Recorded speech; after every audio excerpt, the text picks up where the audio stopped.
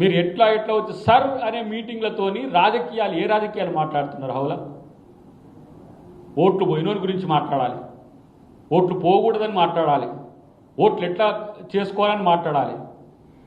2-3 నిమిషాలు అది మాట్లాడతారు, ఇక కథం వచ్చేస్తారు డైరెక్ట్గా రేవంత్ రెడ్డి.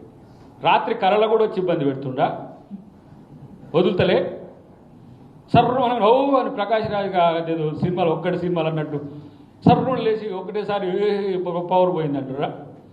పవర్ పోయి పరేషాన్లో ఉన్న దరిద్రులారా, పవర్ కోసం ఇది కాదు పద్ధతి. రోడ్లు ఎక్కినాం, జైల్లో అయినాం, జైల్లో పాల్పోయినాం, హౌస్ అరెస్ట్లు అయినాం, పాదయాత్రలు చేసిన మా నాయకులు.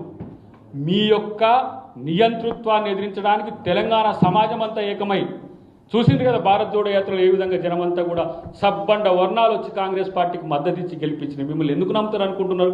మళ్ళీ మీరు వస్తే ఏమొస్తుందో తెలియదా? కాబట్టి మాట్లాడేటప్పుడు లేదంటే ఇంకా చెప్పాలంటే మీరు ప్రవర్తించే తీరు ఏ విధంగా ఉంటుందో మిమ్మల్ని మీరు చెక్ చేసుకోండి. ఇంతవరకు ఈ మాత్రం ఎందుకు మర్యాదతో పద్ధతితో ఉంటున్నామనే విషయాన్ని కూడా అర్థం చేసుకుంటే మంచిదని చెప్పి తెలియదు. ఎందుకంటే 2-3 నెలలకు ఒకసారి వీళ్ళకు ఈ పిచ్చి లేస్తూనే ఉంటుంది, మళ్ళీ మేము ఇట్లా ఆవేశపడుతూనే ఉండాలి, మళ్ళీ ఎవరో ఒకటి చెప్పాలి. దాంట్లోనే మన మిత్రులే అంటేనే అన్న పదాలు జారుతూనే ఉంటారా మీరంటే మరి ఏం చేయాలి? సీఎంను పట్టుకొని వాడు వీడంటే మరి వీళ్ళని ఎందుకు గౌరవించాలి? ఆ కుర్చీకి కనీసం గౌరవం ఇచ్చే సంస్కృతి లేని సంస్కారహీనులు కదా మీరు. మీతో మర్యాదగా మాట్లాడితే మీ భాష అర్థం కాదు అది, ఎందుకంటే మౌనం మీ భాష, మర్యాద మీ భాష కాదు. కాబట్టి ఇలాంటి మాటలు భవిష్యత్తులో మీకు రాకుండా చూడాల్సిన అవసరం ఉంది. ప్రతి ఒక్కళ్ళు ఈ భాషను మాట్లాడలేని వాళ్ళు ఎవరూ లేరు.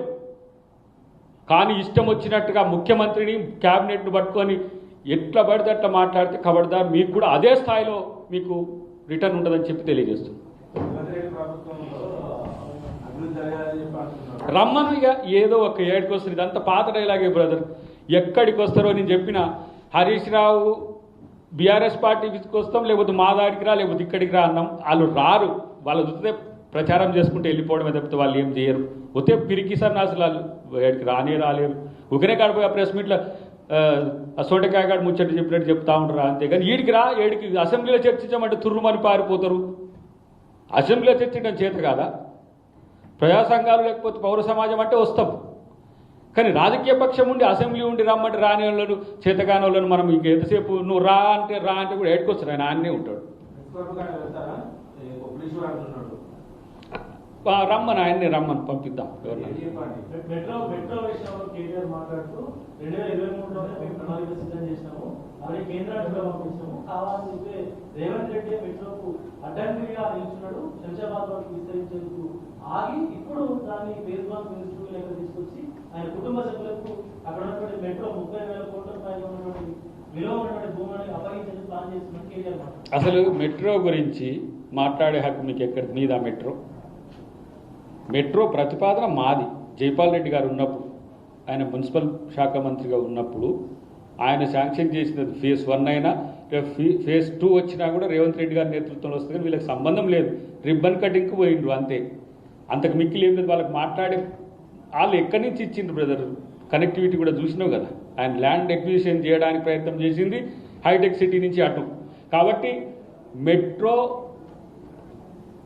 మీద కానీ, ఔటర్ రింగ్ రోడ్డు మీద కానీ, ఎయిర్పోర్ట్ మీద కానీ వాళ్ళకు మాట్లాడే హక్కు లేదు. ఏమైనా సరే వాళ్ళకి మాట్లాడే హక్కు ఉన్నది ఏంటంటే ఆ రీజనల్ రింగ్ రోడ్ని అమ్ముకున్నది ఎలా, లేకపోతే హైదరాబాద్ చుట్టూన్న అసైన్డ్ భూములు అమ్ముకోవడం ఎలా, కోర్ట్ ఆఫ్ వాల్డ్ ల్యాండ్స్ ఎట్లా అమ్ముకోవాలి, లేకపోతే ఎఫెక్టివ్ ప్రాపర్టీ ఎట్లా చూడ. మీరేమైనా బహిరంగ సభలు పెట్టి రాష్ట్రం గురించి మాట్లాడగానే పోతున్నారపై మీరు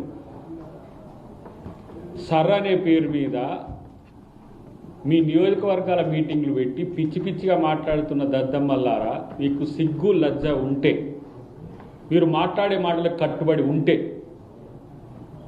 ఇదే సిద్దిపేటకో సిరిసిల్లకో మేము వస్తాం. రైతు రుణమాఫీ కాలేదని, లేకపోతే ఇండ్లు కట్టట్లేరని, సన్నబియ్యం ఇవ్వట్లేరని, ఉచిత బస్సు కావట్లేదని అని నిరూపించగలుగుతారా? ఇదే సిగ్గు లేకుండా హరీష్ రావు ఛాలెంజ్ చేసే కదా, నీకు దమ్ముంటే రుణమాఫీ చేయమని చెప్పి. 21,000 కోట్ల రూపాయలు రుణమాఫీ చేస్తే రుణమాఫీ చేయలేదు నేను వస్తా అని చెప్పిన ఈ సన్నాసి ఇలా ఒక రైతు సమాజానికే దాదాపుగా 2 లక్షల కోట్ల రూపాయలు, ఇప్పుడు 1,40,00,000 మెట్రిక్ టన్నుల వరి ధాన్యంలో దాదాపు 90 లక్షల మెట్రిక్ టన్నుల వరకు ఈరోజు కొనుగోలు చేసాం. మీ బతుకులో ఎప్పుడైనా ఒరేస్తే ఊరన్న దరిద్రులారా మీకు ఇంకా ఏ నైతిక హక్కు ఉన్నది? ఒకవైపు రైతు రుణమాఫీ చేస్తూనే ఉంటివి, మరి ఇంకొక వైపు రైతు భరోసా ఇవ్వాల్సి వస్తూనే ఉండే. ఇప్పుడే చెప్పిండ్రు కదా కృష్ణారావు గారు, 72,000 కోట్ల పైచిలుకు దాదాపు, అంటే 75,000 దగ్గరకు మీరు చేసిన అప్పులకు మీరు చేసిన వాటికి మేము ఎలా వడ్డీలు కట్టాల్సిన స్థితి వచ్చే తగుదునమ్మా అని చెప్పి ఇప్పుడు దీంట్లో చూస్తున్నా పింక్ కలర్లో పెట్టేసి ఏం చెప్తుండో వానికి అర్థం కావట్లేదు కేటీఆర్. ఏంద్ర నీ పవర్ పాయింట్ ప్రజెంటేషన్ దరిద్రుడా, ఏంది చెప్పు, నీకు అర్థమవుతుందా? కనీసం తలకాయ ఉందా నీకేమన్నా? ముఖ్యమంత్రిని ఇష్టం వచ్చినట్టు మాట్లాడే పరిస్థితి వస్తే ఖబర్దార్, నీ అయ్య నుంచి మొదలు పెడితే నీ కింది వరకు కూడా ఒక్కొక్కరిని మరి చీల్చి చెండాడే ప్రయత్నం చేస్తాం. పనికిరాని మాటలన్నీ మాట్లాడుకుంటా నువ్వు ఒక మనిషి, నీకు ఒక రాజకీయం. ప్రతిపక్ష నాయకుడు లేడేంది అని అంటే రాడు అని అంటారు. అసలు నేను అంటున్నా ఈరోజు మళ్ళీ తెలంగాణ సెంటిమెంట్కి మేమే బాధ్యులం అంటారు కదా.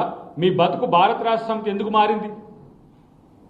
మళ్ళీ తెలంగాణ సెంటిమెంట్, ఎవడొచ్చి ఇక్కడ కొట్లాడినా సరే, వాడొచ్చి కొట్లాడినా వీడొచ్చి కొట్లాడినా వీడు ఉండడు, మళ్ళీ మేమే కొట్లాడాలి. భారత